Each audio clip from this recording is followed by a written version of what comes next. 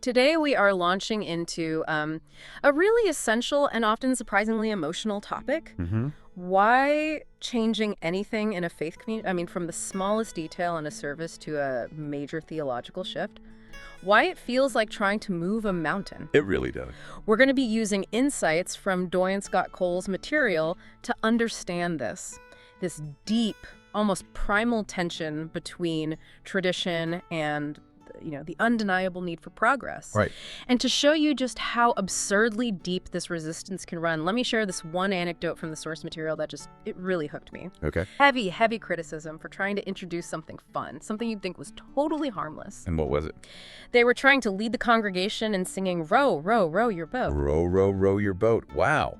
A simple, secular, totally non-theological song, Exact. and it caused real objections. Yeah, I mean, that story just perfectly sums up the mission of this deep dive, doesn't it? it really does. When you disrupt these long-established expectations, the emotional response is almost never, oh, that's interesting. It's usually, we can't accept that. Yeah. So we need to understand the psychology behind that, the history that makes change so difficult. But at the same time, we have to recognize why adapting is so necessary for any institution to survive today. Okay, let's get into it then. Why does tradition hold such an extraordinary weight? I mean, it goes way beyond just simple preference, right? Why does changing a hymn feel like you're altering the fabric of reality for some people? Well, because for many, it is the fabric of reality. The material argues that the power of tradition is really rooted in security, not stubbornness. Security. Think about it. Traditions are a physical, a visceral link to your own personal history, to your family. It's a connection to your ancestors and past generations of faith. Or like a specific prayer or song connects you to your childhood, maybe to grandparents who've passed on. Exactly. And in a world that's just defined by constant upheaval, I mean, technology, society, everything feels like it's shifting unpredictably, that religious stability becomes absolutely essential. It's an anchor. It's an anchor. The source material describes it as fortifying. It gives people something solid to hold on to when everything else feels like it's spinning out of control. That makes the resistance so much more understandable. It's not just about being difficult, it's a defense mechanism against chaos. People are trying to protect their security. They are. So if we look back historically, how intense has this need for continuity really been? Oh, it's been seismic. I mean, just consider the overhaul of the Catholic Mass. It took a tremendous amount of effort and caused this immense emotional backlash just to replace Latin with English. I can't even imagine. And then even harder than that was adding a homily, the sermon that we all just take for granted now. Really? For centuries, the ritual was the anchor. So changing the language, adding new parts, that felt like ripping up the very foundation of the faith itself. It's fascinating how that lack of change validates the idea that the institution is, eternal and immovable. Precisely. And the source material points out this really interesting phenomenon that crops up during these shaky times. Like that. You see a heightened focus on rigid theology and prophecy. When people feel insecure, the idea that God will punish those they see as unorthodox, as sinners, The outsiders. the outsiders, Yeah. and that the good people, the traditionalists, will win, that idea becomes incredibly powerful. It's a way to reestablish a sense of cosmic control. So leaders are caught in this impossible bind. They have to change to survive, but the change itself creates this overwhelming anxiety in the very people they're trying to lead. The classic catch-22. So if this conflict is really about security, let's look at how that played out when tradition started to conflict with, core ethical laws. Because this isn't a new problem. The material takes us all the way back to the time of Jesus to show this was already a very old fight. Yeah, the historical setup in the first century is absolutely crucial here. By that time, it was widely believed that prophecy had just stopped. Yeah, that the last true prophet had died about 400 years earlier. So the cultural assumption was, everything we need to know about our religion is known. It's codified. No more change is necessary. The system is complete. So you had the Sadducees running the temple, the people following the law of Moses, and the scribes and Pharisees basically acting as the interpreters of that law. Right. It was seen as a done deal, a closed system. But alongside that written law, these unwritten traditions of the elders had grown up. And these were human-made rules. Completely human-made, but they often carried as much, or sometimes even more weight than the actual commandments. We still see it today, right? Think of a phrase like, cleanliness is next to godliness. Right. It sounds biblical, but it's not. It's not. And when Jesus arrived, He essentially walked into this system and challenged the idea that these unwritten traditions should ever take precedence over the core moral commands. And that's where the conflict in Matthew 15 comes in. That's the heart of it. Critics come up to Jesus, and they immediately challenge him on a traditional rule. Why don't your followers wash their hands before they eat? It was a tradition of ritual purity. Okay. And Jesus' reply, according to the source, is just this devastating counter-critique. He calls out the hypocrisy. He points out that they had developed a tradition called Corban, which allowed them to declare their possessions as given to God. Given to God. Right. Yeah. And by doing that, they could legally avoid using their money to care for their aging parents, which directly bypassed the commandment to honor your father and mother. Wow. So they got to keep their wealth until they died, but still look pious. Exactly. They were weaponizing a human-made tradition to create a loophole so they could violate one of the strongest ethical commands. That is a stunning insight. It is. And the material uses this wonderful physics analogy for it. It says the traditions were the weak force. You know, strong enough to hold social systems together, but ultimately negotiable. But the commandments, those were the strong force, the absolute bedrock of Jewish morality. And yet people were letting the weak force completely override the strong one. All the time. Because it's easier. It's more comfortable. That just raises a chilling question for today, doesn't it? Where are we mistaking a cultural weak force, a preference, a style, a judgment for the strong core ethical command? We must be doing it constantly. The source suggests it's an ongoing temptation. I mean, we default to the comfort of tradition because upholding the strong force, that mandate to love and serve and sacrifice, is genuinely hard work. It's much easier to judge the music style than it is to selflessly care for someone. Which brings us perfectly to the present day. Because if history shows this constant conflict, today's world is moving faster than ever. It makes adaptation, well, not just a good idea, but necessary. Absolutely.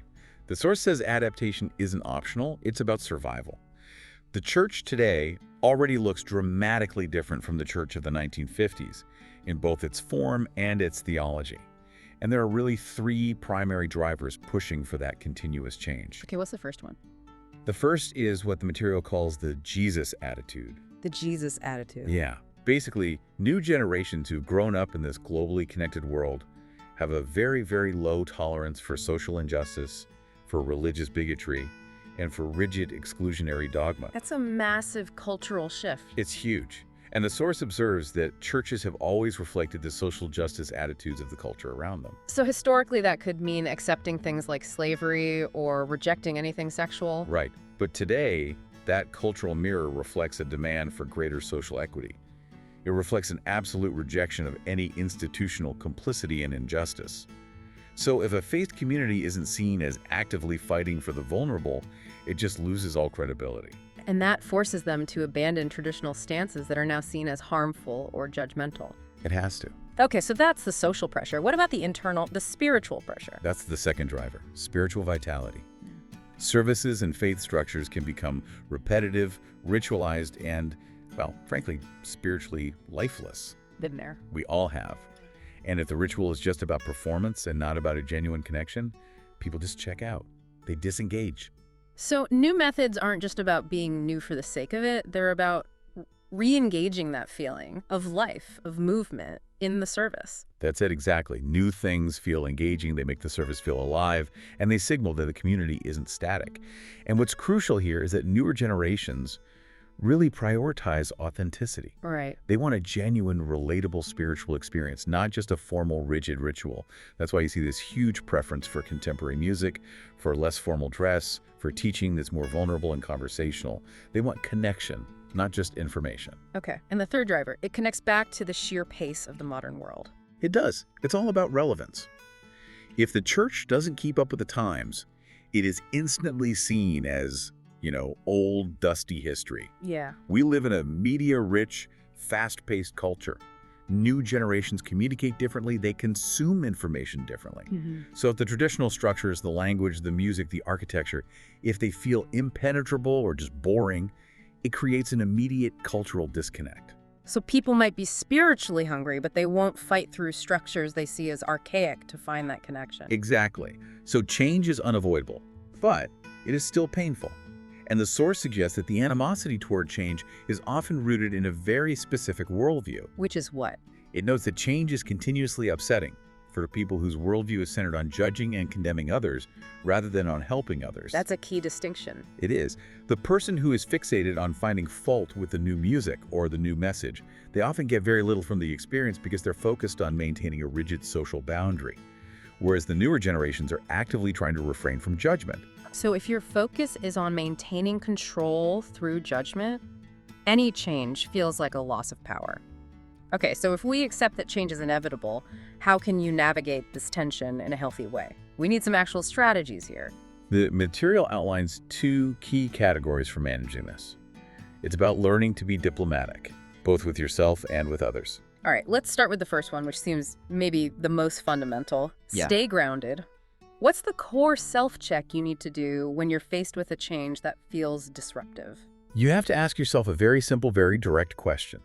Does this change truly threaten my basic core values? We're talking about the strong force here. Right. Does this change demand a negative shift in my identity?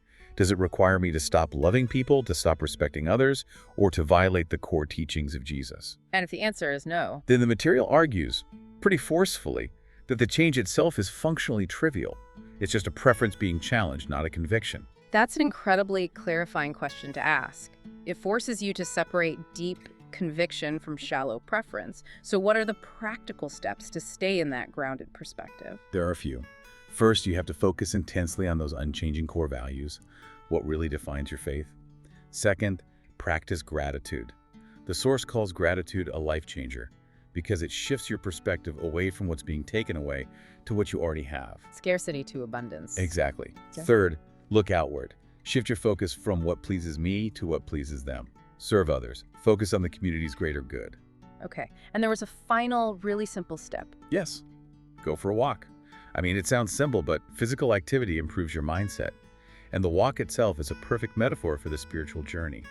It's about persevering, day by day, physically moving forward, which reinforces that inner certainty that nothing can truly stop your progress on what matters most. That frames the whole struggle as a marathon, not a sprint. I like that. So what about the second strategy? It seems to focus more on internal attitude. It does. The second strategy is about cultivating a positive attitude toward change.